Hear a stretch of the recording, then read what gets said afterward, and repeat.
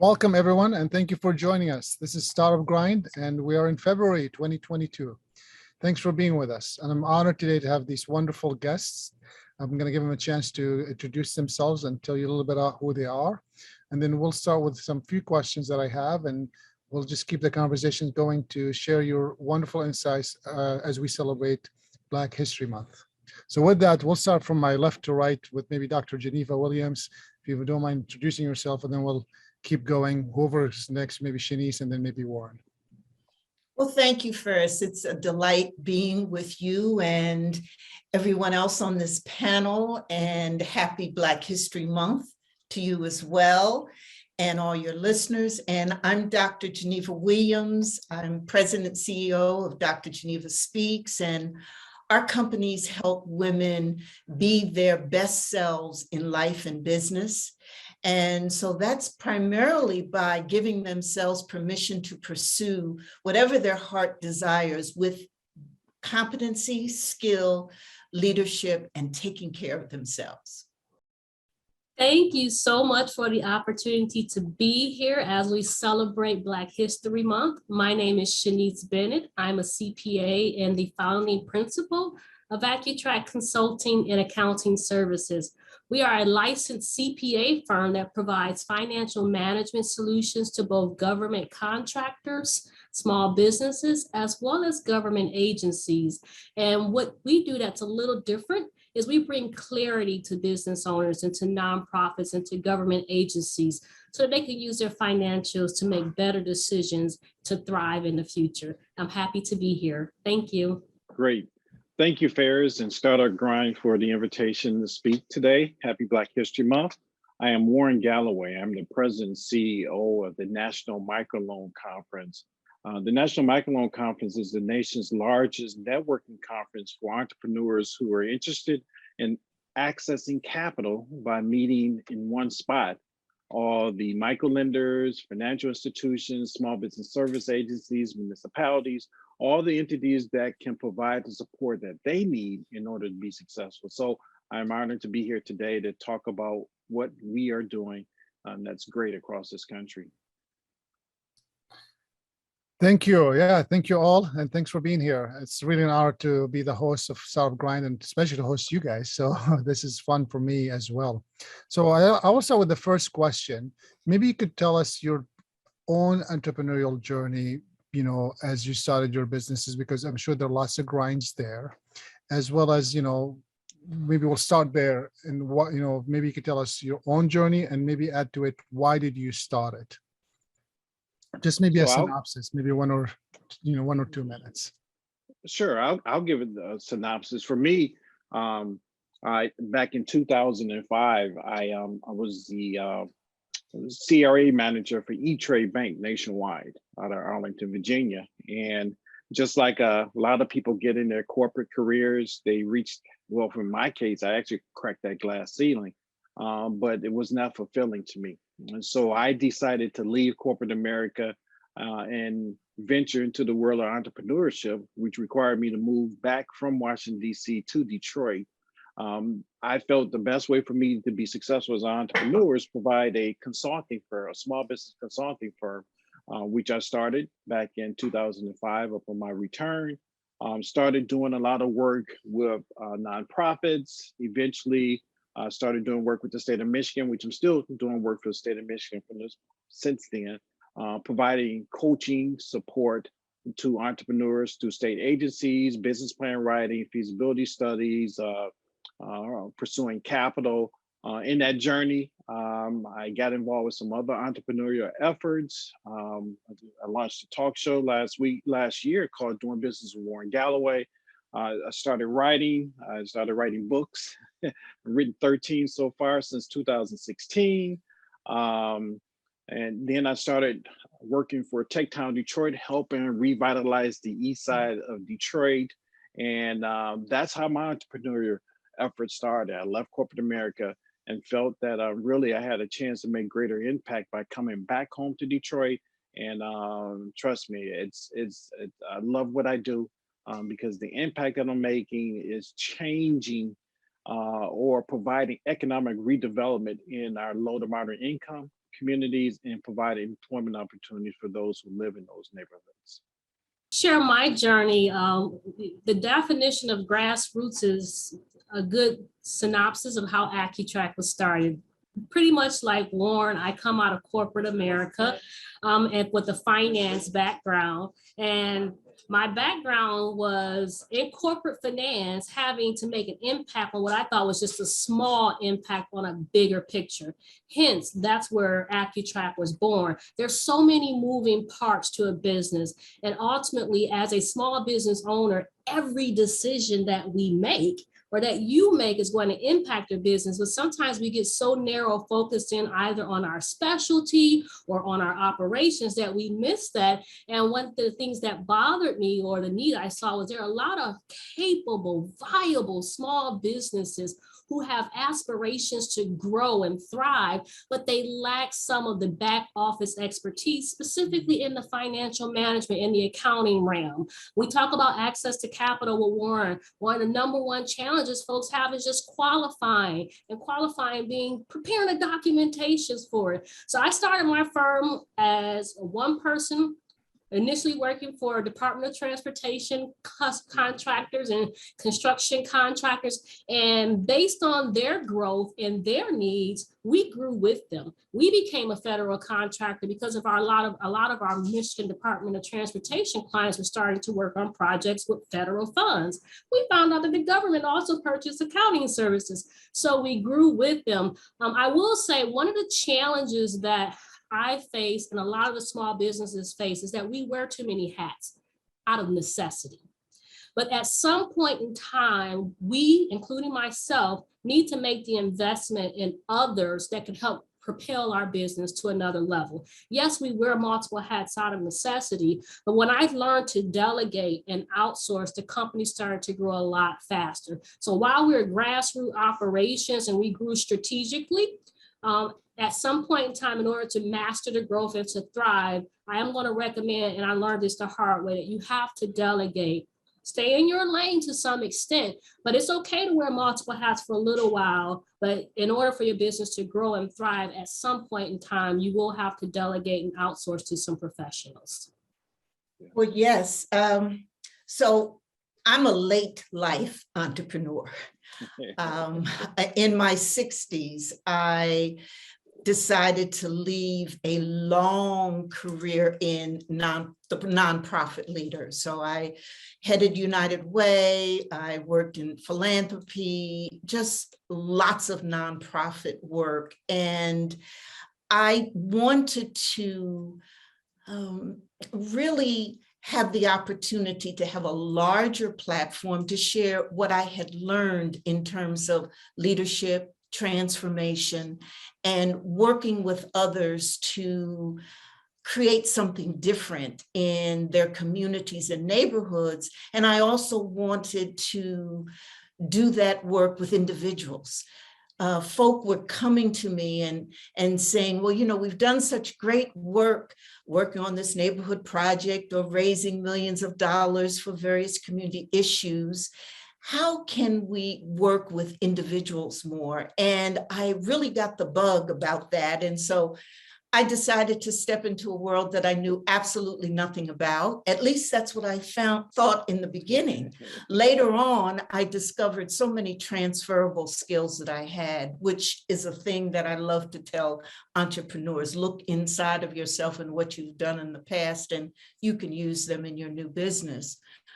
Soon after I hung up my shingle, however, I had several loss of life of loved ones, including my husband of 40 years. And so when we talk about, well, what are some of the ups and downs and challenges that you can face grinding it?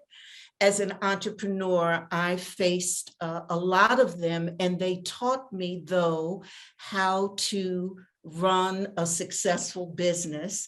And so starting at the bottom, and now into a business that makes a difference for a lot of women who particularly are looking for ways to learn how to be a great entrepreneur, how to lead in life, those kinds of things we're doing on a day-to-day basis. I'm enjoying it, loving it, and glad to be with you in this conversation. Wow. I mean, clearly we could have, maybe from a Warren and Dr. Geneva's perspective, a book on each one of you, just your own journey, or books, maybe series of books about that, because I could just sense the depth just listening to you today. And of course, having known you for years, to the depth of information and insights that you may have to get, to get us to where we are today, being on this panel, sharing your stories with others. And I'm curious to, and by the way, thank you for sharing such vulnerable pieces of your life, and especially for the losses of your loved ones, Dr. Geneva. My question to you, from your perspective, and you work with lots of different businesses. This is one reason I wanted to have you be here, because each one of you work on different parts of the entrepreneurial, I'm going to call it ecosystem. And for the sake of conversation here, that you contribute so many ways to so many entrepreneurs, not only your own journey, but others' journey. And I would love to hear, just as we celebrate Black History Month this month, what are some of the things that you're seeing that you need to do to support a Black or colored person or a woman versus, I'm going to call it just a general public, meaning that everyone else, okay? And I'm not saying that in a right or wrong, it's just from your own perspective, from your own journey, reflecting back on your own journey, and then reflecting back at the people you support. What are some of the insights that we could share with those entrepreneurs or those organizations that supports them, that we could give some nuggets for them to say, here's some key things, maybe one from each one of you or two items. And maybe to mix it up, we'll start with Shaniece this time. Thank you so much. So the one thing I see in our community, and I'm going to speak from experience, is we need to encourage and support each other with leveling up. One of the things I've learned over the past 5 years is to engage advisors. And one of my advisors, who's an African-American male who works for a medium-sized CPA firm, would always tell me, Shaniece, there are opportunities here, there are opportunities there. And my hesitation would always be, I've never done that before. And so because I've never done that before, I'm not going to go after that work. But he would always say, it's a lot of things we've never done before, but at some point in time, someone else learned how to do it. So why can't you? So encouraging each other to level up. And what I mean by that is not just saying, oh, here's some opportunities that you can pursue. You don't want to cast a broad net because there's a lot of stuff out there, but be very strategic and very focused. And when you hear someone tell you about an opportunity multiple times and you get it from multiple sources, do your research, do your due diligence and say, yeah, this is very, very possible, but don't sell yourself short. Selling yourself short will cause you not to level up. And so that's the one thing I see in our community. It took couple years for me to say, yeah, I'll try it on a smaller scale. And now we're doing very well in it. So encourage each other to level up. Yeah, I would agree with that, Shaniece. And, going out there and doing the best you can. Another piece of advice that I give is that entrepreneurship and getting in and running these businesses, I think, is a continual investment. Oftentimes when you hear small businesses, you ask them, well, what's the number one thing? You'll hear access to capital. We got to have the money. And I agree with that. I can tell you that that's important. I think, however, it's not just money. I believe that it is also time and energy. And this is a long game plan if you want to run a business. And things don't happen overnight.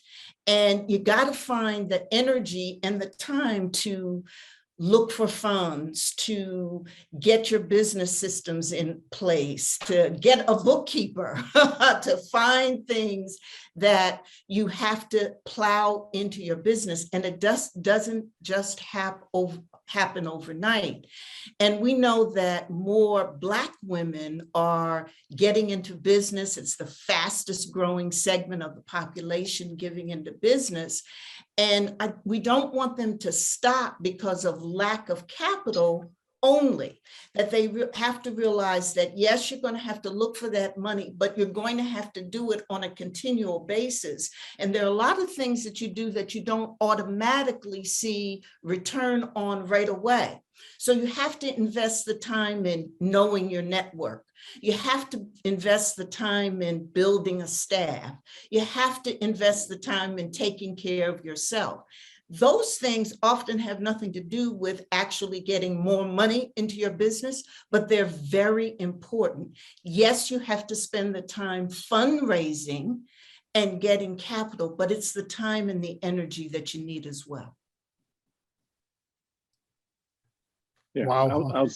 yeah, that's pretty outstanding. I'm going to add one other thing that I think African American businesses need to invest in is technology.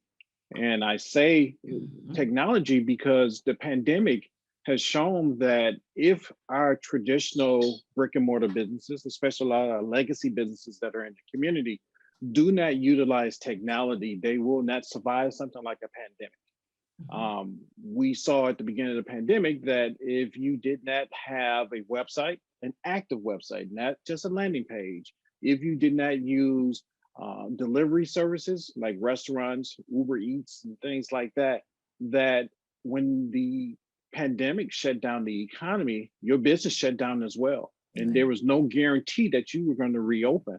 The businesses who were already somewhat using technology and realized that in order for them to survive, they need to invest in technology quickly, were able to survive, and some have thrived.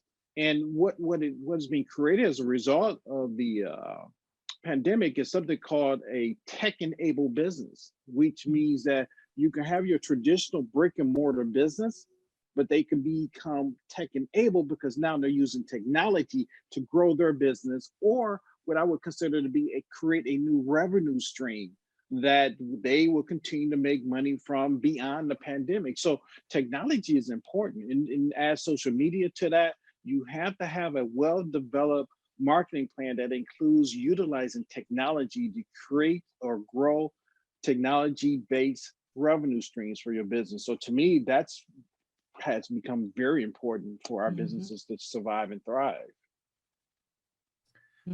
Wow, three great nuggets. I love all three of them. Level up. I'm assuming we could also say owning it, right? So a lot of times we shy away from owning that piece or being proud of it. I understand, because I struggle with that personally, to say I'm the owner of this, or I'm doing this, or I'm doing that.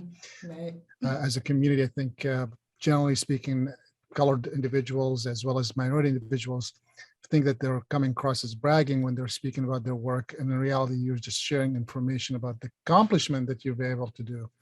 And I love your continuous education, because, you know, Dr. Geneva, that's never ending, right? So if you think you arrived, I also people, that means A, you're late, and B, you're dead.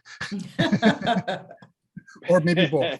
So, you know, you're never arrived, because things are always changing, things are always shifting. You got to always keep on your toes, ready to see what's out there.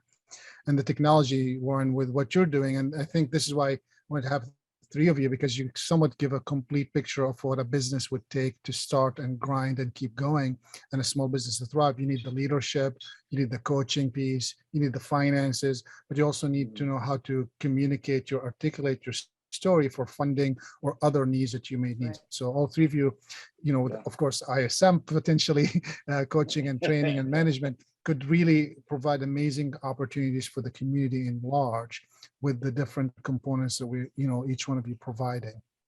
So thank you for sharing that insights. From, you know, one other question I'm going to ask you to follow up on that.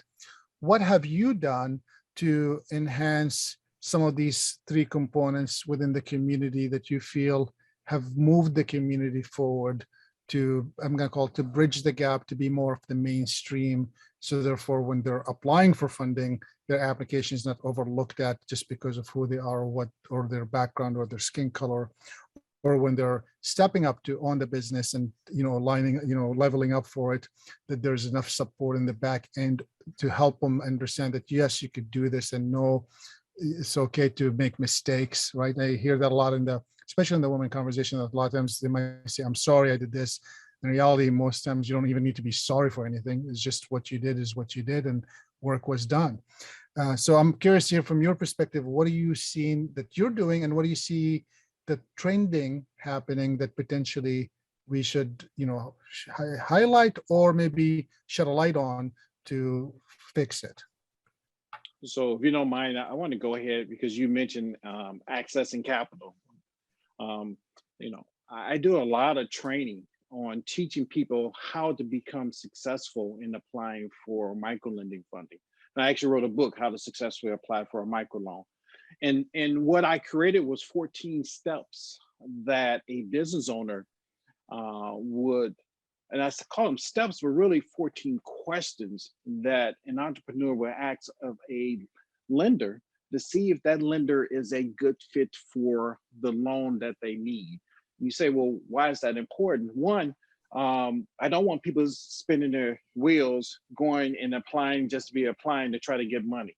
One, you have too many inquiries on your credit card, and it becomes frustrating. Then you start to say, oh, they're making it difficult for me to get money. No, I tell business owners, listen here, I'm going to teach you how to take control of this process. There are 14 steps that you need to know, which you turn into questions, and you talk to every lender. You ask these questions of every lender to find out if the lender that you need for your business is a fit for you. And by following these steps that I put together, now they enjoy the process more. They feel as if they have better control over it. And they will only identify the lender or lenders that will provide them the funding that they need, not just any money, but the funding that they need. And that makes a huge difference, because when we look at Detroit as an example, money is being lent to business owners. Is it the banks? May or may not. But guess what? We have CDFIs, we have micro lenders that are out here, and then we have some banks that get it. They create community development loan products for small businesses. But how do you navigate that environment? And that's what I teach entrepreneurs, hundreds of entrepreneurs in the city of Detroit, how to navigate those waters to be successful. And the goal is, if you follow these steps, it just puts you in a much better position to get a yes declination for the money that you need. So that's how I've been approaching it. Yeah, and I think sorry, I just want to add to his book. I think your book is awesome, by the way. That's all. Go ahead, Shaniece, go ahead. And so, Faris, you alluded to this a little earlier. One of the tips that I think that we can do as a community, underserved minority community, is share our successes.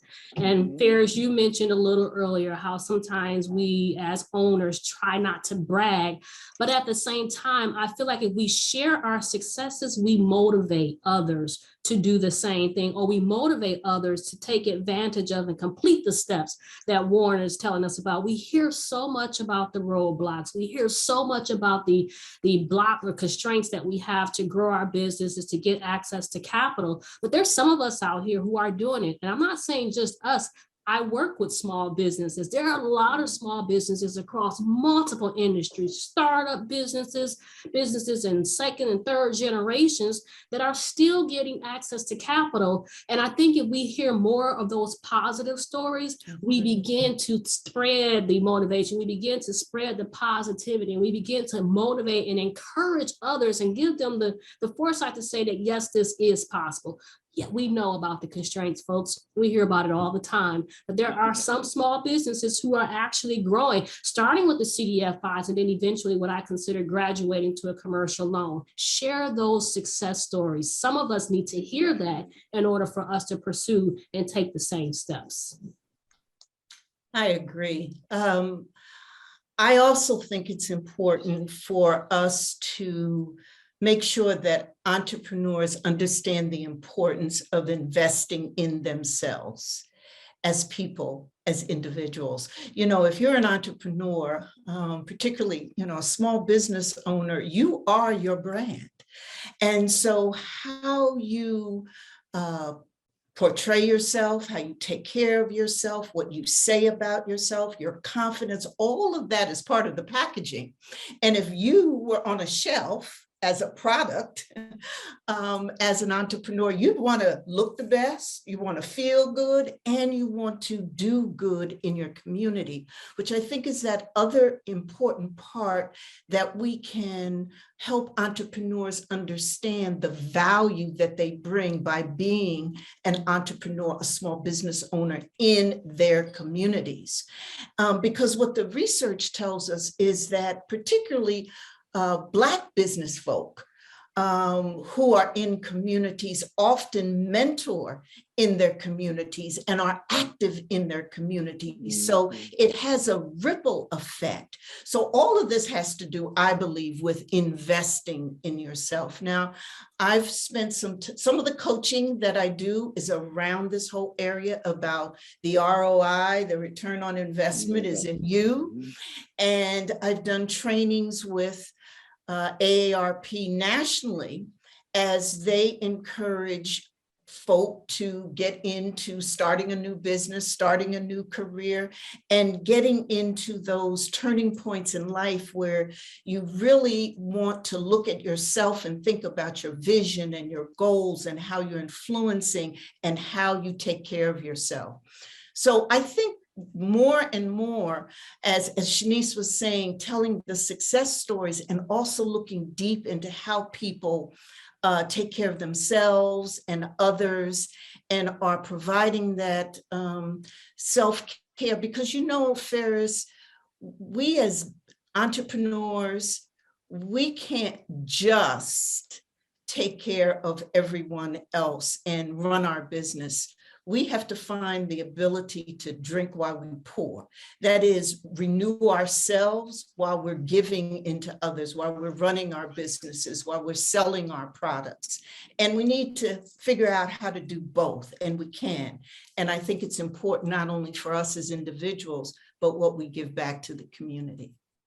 Man, that's powerful. You mind if I add on to that? Because one of the things that I always tell entrepreneurs in the city of Detroit, I say you have power as an entrepreneur. Once you decide to open up that brick and mortar, this is bigger than just you, because the impact that you have, I tell people all the time, I grew up off of Livernois and Grand River. I shot down at Oakland and Grand River, Greenfield and Grand River.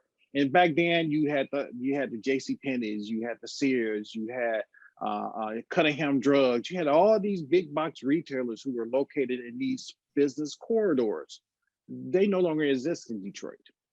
So the greatest empowerment that we have as Black people is that now we can come in to those same big boxes that had the large retailers and set up shop and start a business. And what does that mean? That means that we create an economic engine to build generational wealth for us. But more importantly, we have the opportunity to employ people from the neighborhood. When I graduated from undergrad in '88 and before I went to law school, you know, people who graduated from college who was from Detroit, they didn't come back to Detroit because there were no opportunities. But guess what? If we revitalize our own business districts throughout the city and provide employment opportunities, those younger kids who are watching this happening because their family members or relatives or neighbors are working down the street at a clothing store, and they talk about how much they love being in the neighborhood and being able to walk to work, then they're looking at this like, wow, when I go to college, I want to come back open up my own business. I want to hire people from the community as well. It changes the narrative. So we are empowered as entrepreneurs to really make a huge difference, a huge change in terms of the outlook of our community and the outlook of the future of our city, and that is our youth. So I just want to add that on there as well. And, you know, I think too, Warren, this is the time to leverage the times that we're in right now, especially for people of color who want to get into business, because there's a lot of attention on what's happening. We know that, you know, small businesses account for what, half the jobs in the United States. We know the Black Lives Matter movement has focused attention on Black folk. And this is a great time to leverage what's happening because there are more opportunities for Blacks to start businesses, to get out there into entrepreneurship.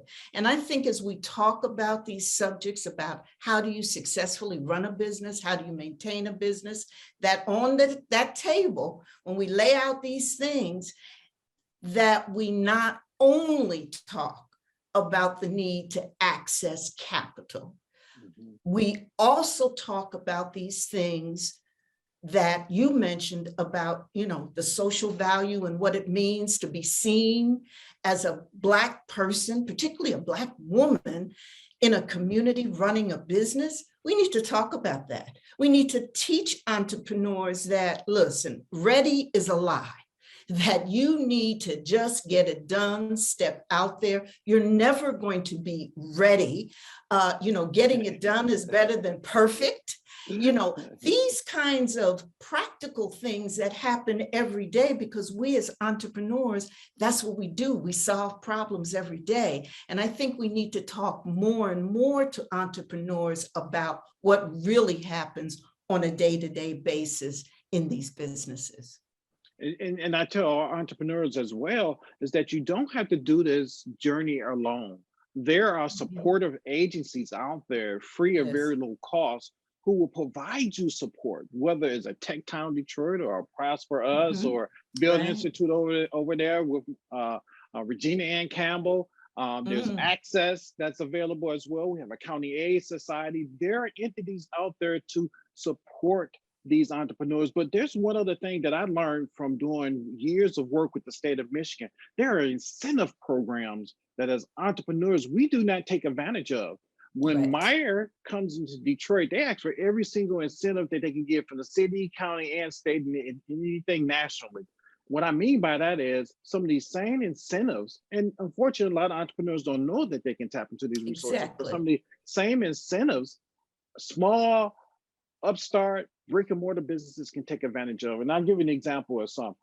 Job readiness programs, on-the-job training programs through state agencies. Michigan Rehabilitation Services, Bureau of Services for Blind Person, Michigan Works. If you hire people that come through their program, they potentially could have on-the-job training money, which means that they will, if you place one of their clients on a job, they might cover the salary for 30 to 60 days. That's money in your pocket that the state will pay for. Then, if you hire a returning citizen, they might provide on-the-job training money. They might provide clothing allowance.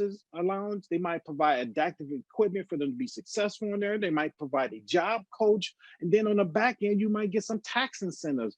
Our entrepreneurs do not know about these incentives, and we need to get the word out there. Listen here, if that Meyer can come in on Grand River or on East Jefferson and get incentives, those same incentives you can get as a Black